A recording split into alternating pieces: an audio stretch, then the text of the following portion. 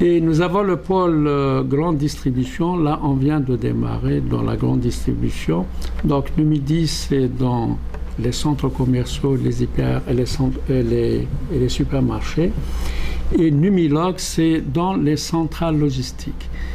Et dans l'industrie primaire, donc MFG, Méditerranée Flotte Glace, c'est le verre plat, comme je vous l'ai déjà dit. Cévital Minéral, c'est dans les mines. Et on s'intéresse beaucoup aux énergies renouvelables. C'est un département aujourd'hui qui nous intéresse dans la recherche et développement et dans certains investissements dans les centrales solaires. Et Cévital fait partie aujourd'hui d'un grand consortium européen. Nous sommes dans le Desertec, le consortium Desertec, avec 9 sociétés allemandes, une société suisse, ABB, et une société espagnole, et Cévital, au niveau du sud de la Méditerranée. Et c'est un secteur aussi qui va beaucoup se développer, puisque nous avons, dans l'industrie primaire, nous avons l'intention d'investir dans la sidérurgie et la pétrochimie.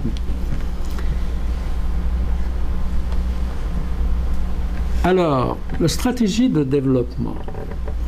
Aujourd'hui, avec l'ouverture des marchés, toute stratégie industrielle doit être basée sur la compétitivité au niveau international. Alors, quelles sont les conditions de réussite? Vous savez, aujourd'hui, si vous produisez un produit de qualité à un prix compétitif, vous n'avez absolument aucun problème pour le vendre où vous voulez. Mais pour pouvoir produire un produit de qualité et compétitif, il faut avoir des conditions, donc des avantages comparatifs. Il faut avoir un accès au foncier au meilleur coût. Ça, c'est pour aider les PME, PMI. Ça, c'est le gouvernement qui doit évidemment faciliter la tâche aux entrepreneurs. Il faut avoir aussi les meilleurs coûts des matières premières. Pour avoir accédé aux meilleurs coûts des matières premières, il faudrait qu'il y ait des sociétés, des grands groupes qui doivent produire localement ces matières premières. Et je vais vous donner un peu un exemple dans un instant pour le polypropylène en partant à partir du propane. Et puis, il faut avoir aussi des meilleurs coûts logistiques. Donc, qui font tout ça, c'est, si vous voulez, c'est des coûts qui influent sur la composition du prix de revient. Choisir des technologies les plus évoluées, d'abord pour des problèmes de qualité des produits, mais aussi et surtout aussi pour la, si vous voulez, la compétitivité. C'est pour la réduction des coûts. Il faut aussi choisir des tailles critiques. Je ne l'avais pas mis ici. Plus vous avez une taille critique au niveau international, mieux vous pouvez évidemment réduire vos coûts. Vous avez aussi, pour faire fonctionner des technologies de dernière génération, il faut aussi la formation des hommes et des femmes et la transmission des compétences. Vous savez, les machines seules ou l'argent seul, on ne peut absolument rien faire si on n'a pas les ressources humaines nécessaires. Donc, accès aux matières premières au meilleur coût. Pour les PME, PMI, cela passe par une production locale qui ne peut être assurée que par les grandes entreprises qui ont des moyens d'investir en amont à une taille d'échelle mondiale.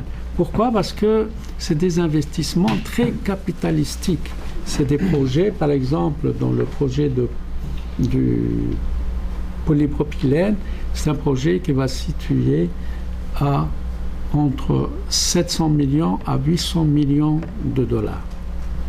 Et je vais vous donner un exemple justement du projet de polypropylène du groupe Cévital que nous avons déposé auprès du CNI pour l'agrément, qu'à partir d'un seul produit, vous allez voir qu'on peut réaliser des milliers de PME, PMI. Voilà, en partant directement du propane, qui est une matière première qui est très disponible en Algérie. L'Algérie produit plus de 12 millions de tonnes de propane. Et nous, nous avons demandé une récession de Sonatrach au groupe pour 600 000 tonnes de propane. Donc, à partir du propane, dans le même complexe, on produit du propylène, et du propylène, on produit du polypropylène. Et vous allez voir qu'à partir du polypropylène, combien de produits qu'on peut produire. Alors, voilà tous les types de polypropylène qu'on peut produire. On peut produire des films, donc des films bio-orientés, des films extrudés non orientés, des films tubulaires refroidis à l'eau. On peut produire des textiles et fibres, donc des monofilaments et raffias, des fibres courtes et continues. On peut produire des textiles non tissés. On peut produire des fibres ou des textiles sous forme de fusion soufflée. On peut produire aussi des produits durables et industriels, par exemple par moulage, par injection, par extrusion. On peut produire des emballages rigides, par moulage, par injection avec des parois minces, ou bien thermoformage et extrusion soufflage. Et comme vous pouvez voir, on peut les produire directement avec le polypropylène, mais avec différentes variantes. Il y a des monopolymères, il y a des copolymères statiques et il y a des copolymères résistants au choc. Et là, c'est simplement en jouant, c'est la même installation, en jouant simplement sur certains procédés ou certains adjuvants. C'est le même complexe qui peut produire tous ces produits. Alors, à la fin, je vais vous donner un peu quelques exemples de tous les produits qu'on peut produire. Vous avez par exemple uniquement, je vais revenir, vous voyez par exemple uniquement avec un seul des produits, regardez qu'est-ce qu'on peut produire.